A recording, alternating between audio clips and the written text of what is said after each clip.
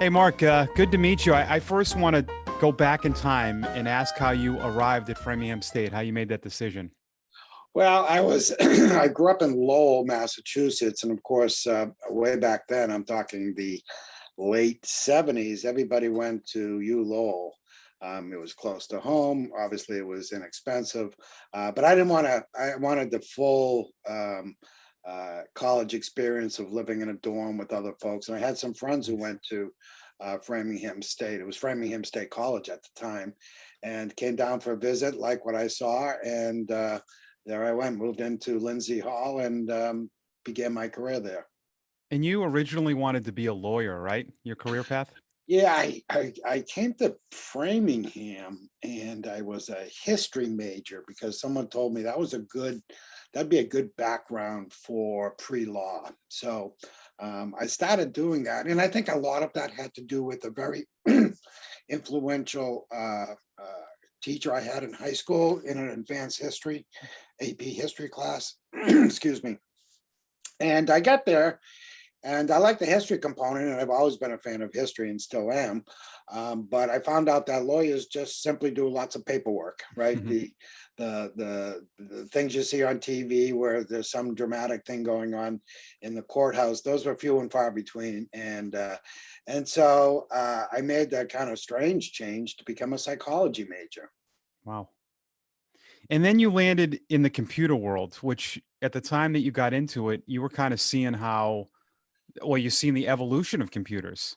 Yeah, I first came out in, as I said, I graduated a degree in psychology, and I worked at Cushing Hospital, which was located in Framingham. It was a kind of a psychiatric geriatric facility, and I really enjoyed it, but I didn't see much of a long-term career path there. And meanwhile, the computer industry in the early '80s was beginning to blossom, particularly around in Massachusetts. Yeah. Think of the companies like Wang and Prime, Data General, and in my case, specifically, Digital Equipment Corporation. And so I decided to make a career change and got a job, and it wasn't the greatest of job. I was a what's called a computer operator, and I worked midnight to 8 o'clock in the morning, doing computer backups, cleaning tape drives, putting paper in big giant printer systems. And from there, I would finish my work around 5 a.m. And then I would spend the next 2, 3 hours teaching myself how to program. And so over a period of time, I became a software engineer. Now, did you know at the time that something really special is happening here with computers? I think I did because at the time, when we thought about computers, and I used computers a little bit at Framingham State, specifically to do statistical analysis on some of the psych experiments that we had, and those were we basically rented time on mainframes. I don't think there was a computer actually on campus at that time, and digital was changing the computer industry from mainframes to what was called at the time mini computers, smaller computers, less expensive computers that could do work where mainframes were just were too expensive or not appropriate. And so that was the beginning of the change. And Mm.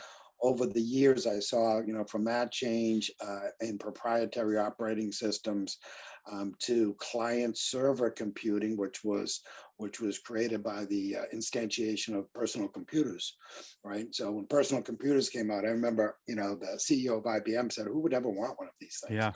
And of course, the answer is everybody. And we wear them on our wrist practically these days. And so I saw that. We saw the implementation of what was known as killer apps like email. Email didn't exist. We began networking our computers together first within digital, and then with other computer companies and the government. And of course, that all leads to the internet. That all leads to the social media stuff that we say today. So, over the 35 years I worked in the industry, I saw dramatic changes across the board, and it was very interesting, and it continues to be. Absolutely. I love your backgrounds. What we the guitar and the keyboard. So I know that you have a passion for music and you've got CDs. You're really doing it all. Well, I spent 35 years in the computer industry and retired a number of years ago. And I started doing the kind of the things that I didn't really have much time for. I was self-taught, guitarist starting when I was 13, and have played with a certain set of friends for years and years. And we said to ourselves, one of these days we're going to start recording this music for posterity and for our kids. And so we started doing that. And I built them. I'm in a little room. It's my studio, and it's a music studio where I kind of taught myself to how to record music and engineer and mix it. And the other thing is my writing studio, and I just published a book in March of this year, my first novel, which is again one of my bucket list items that I always wanted to do. Yeah, tell us about the book, the title, and how you got Well, about it's that. called A Restaurant in Jaffa. Jaffa is spelled Jaffa. Jaffa is a small town south of Tel Aviv, Israel. And I guess at a high level, you would characterize it as a cyber terror thriller. Hmm. When creative writing instructors tell you to write what you know, for me, writing what I know was around the computer industry, and also internationally. I spent a lot of time with developers and employees of mine, and customers across the globe. And one of those places I spent a lot of time in was Israel. Hmm. And so it's quite, if you're thinking about a thriller and thinking about conflict, certainly the Middle East conflicts and issues are very interesting, and we see even today what's going on there as well. And then you see the cyber terrorism and the ransomware things that have happened there across the board. And so this is built around the locations of Silicon Valley, as well as Israel and Palestine. Computer terrorism obviously is the kind of the framework of it. But I like really to think about it as the tale of two individuals who are brilliant but troubled protagonists who at the end of the day kind of save the world from bad stuff. So again, another thing that was on my list to do. Never had much of any experience writing in my career. My writing was writing PowerPoint slides and emails. And but getting back to Framingham State, it's funny. I was in the computer science business, but I have a degree in psychology. But I really, frankly, my world in business was really managing people.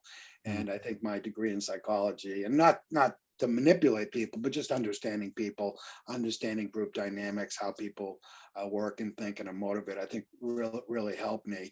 And the other thing, both in writing my novel as well as my career, what Framingham State taught me is how to learn. Yeah. Right. When you think about when I started in the computer industry, it was just mini computers and mainframes, and it was PCs and networking and social media and all of the internet, all of that stuff.